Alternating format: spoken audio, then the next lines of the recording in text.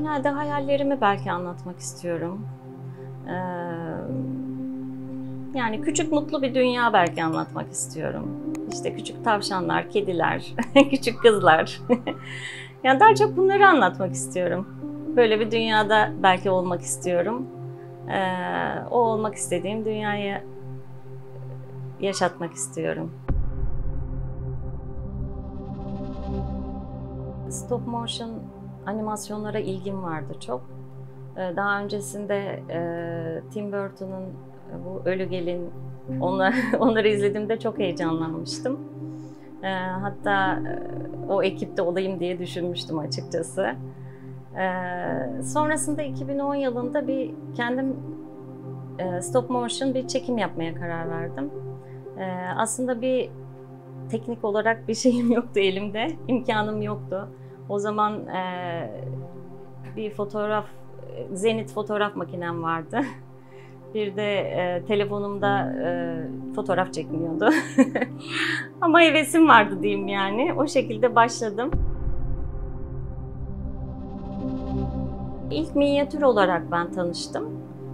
Diorama ismini daha sonraları öğrendim. Diorama biraz daha bu minyatür objelerle ya da bir minyatür dünya yaratmak, bir hikayesi olması lazım diorama olması için. Sonra baktım benim çalışmalarımda uyuyor aslında bu. Diorama yapıyormuşum yani diye düşündüm. Yani bir yaşanmışlık olacak tabii, bir hikayesi olacak. Tıp fakültesinden mezun oldum. Sonra işte mecburi hizmet, sonra buraya tayinim çıktı. Uzun yıllardır buradayım yani. Yani seviyorum Antalya'yı. Doktorluk zor bir iş gerçekten, çok stresli.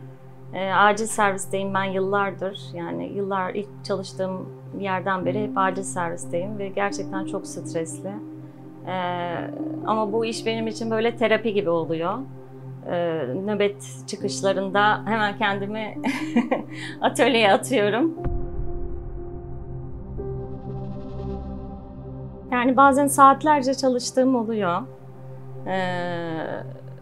Hiç oturmadan çalışıyorum, ayakta çalışıyorum mesela. Bir oraya gidiyorum, bir buraya gidiyorum. Birkaç şeyi bir arada yapıyorum. Yani sürekli böyle bir dinamizm ve heyecan içinde çalışıyorum. Ve kendimi kaybediyorum burada. Polimer kille tanıştım ilk malzeme olarak. Polimer iç kısmı iskelet, hareketli polimer kilden bir kukla yaptım. Sonra ona bir mekan yapayım dedim. Ondan sonra işte bir oda gibi bir şey yaptım. Sonra bu benim mekan yapma fikri daha çok ilgimi çekti açıkçası. Sonra araştırdım internet üstünden. Yani Türkiye'de değil de yurt dışında bu tarz çalışmalar olduğunu gördüm. Daha çok ama böyle bebek evi, işte minyatür objeler gibi yapılıyordu. Tabii onları ilk gördüğümde acayip heyecanlanmıştım. Böyle bir şey varmış, böyle bir sanat varmış diye.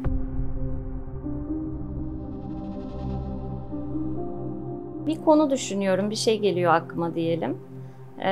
Sonra kabaca küçük çizimler yapıyorum ama çok ayrıntılı çizim yapmıyorum. Genelde yaptıkça eklemeler yapıyorum. Malzemenin sınırı yok işte. Metal parçalar, dışarıdan kuru dallar, otlar topluyorum. İşte onlarla bazen karışımlar yapıyorum. İşte burada ahşap bir şey kesiyorsam onun artıklarını işte boyayla karıştırıyorum mesela. Toprak olarak kullanıyorum. Öyle farklı çalışmalar yapıyorum ve o deneysel şeyler hoşuma gidiyor.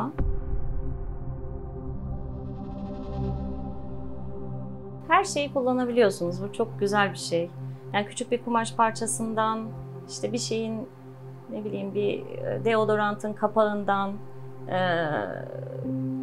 işte hırdavatçıda gördüğünüz ufak bir parçadan, bunların hepsini kullanabiliyorsunuz. Zaten bir müddet sonra insanın gözü sürekli onu görmeye başlıyor. Gidiyorum bir yerde bakarken bir şey, ya bundan şu olur diye düşünüyorum.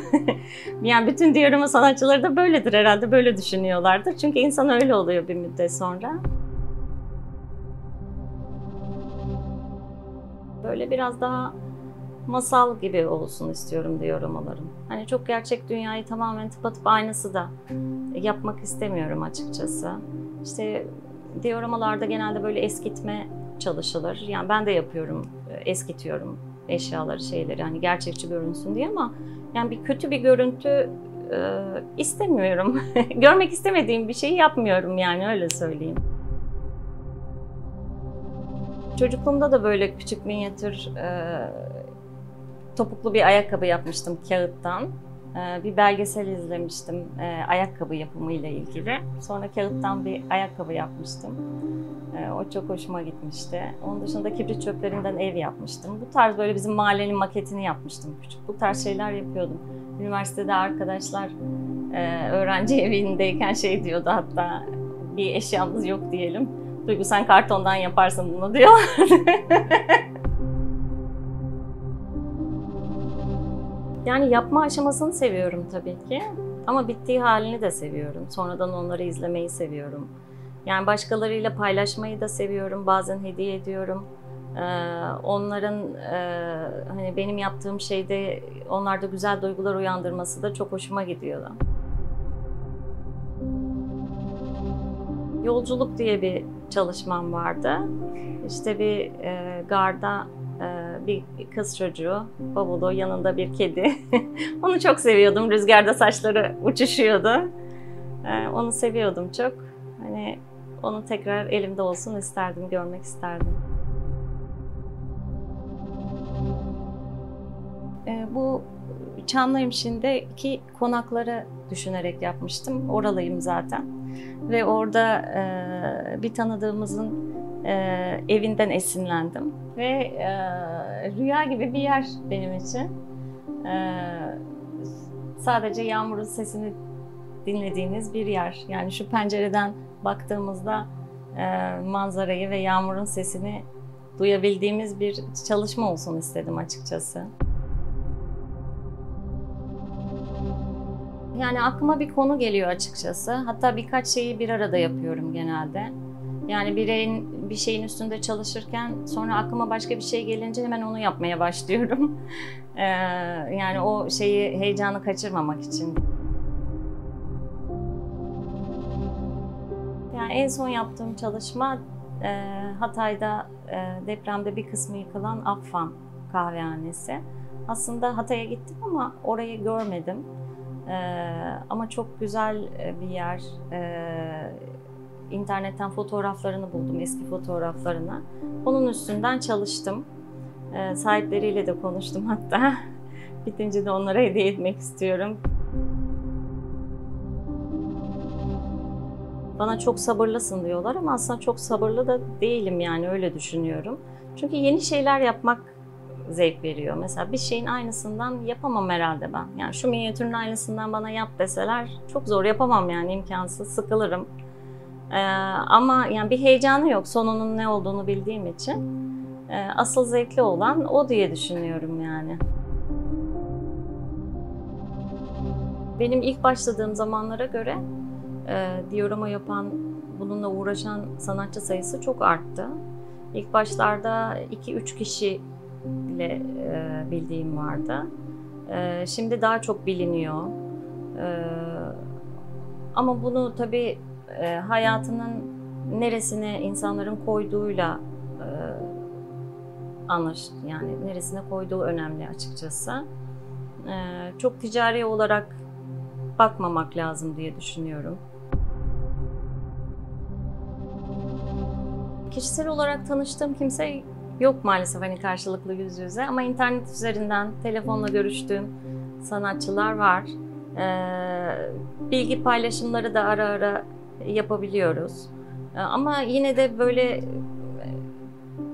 çok birbirini tanımıyor açıkçası Türkiye'deki dioramacılar birbirini. Birlikte ortak belki bir çalışma güzel olabilir diye düşünüyorum. Ben ufak tefek eğitimler veriyorum. Yapabildiğim kadarıyla. Yani bilgilerimi paylaşmak da istiyorum. Soranlarla da paylaşıyorum. Hani öyle bir bilgi saklama gibi bir şeyim yok. Çünkü herkesin teknik bilgi bir şekilde bir yerden öğrenilir. Önemli olan herkesin kendi duygularıyla çalışmalarını ifade edebilmesi.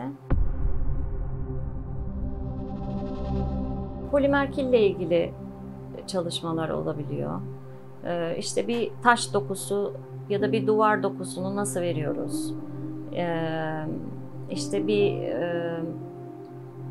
bir musluk akan suyu nasıl yapıyoruz? Ben de bunları öğrenirken başka yerlerden faydalandım. İnternet üstünde daha çok yabancı sayfalarda bir sürü kaynaklar var.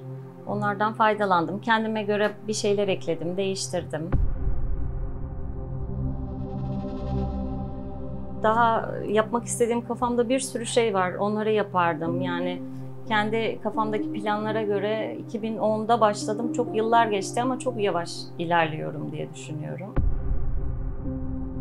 Stresli bir günden sonra orayı tamamen bırakıyorum. Hastaneyi, doktorluğu. Burada bambaşka biri oluyorum. Ve o benim hoşuma gidiyor. Yani kendimi buluyorum belki diyebilirim burada. İşte minyatürlerle küçük bir dünya kurdum diyebilirim yani kendime. Çok zamanım olsa, tam zamanlı bu işte uğraşsaydım stop motion çekerdim kesinlikle. Daha büyük bir proje yapardım. Böyle bütün bir masa üstünü kaplayacak mesela. Ayrıntı her köşede farklı hikayeler olabilirdi.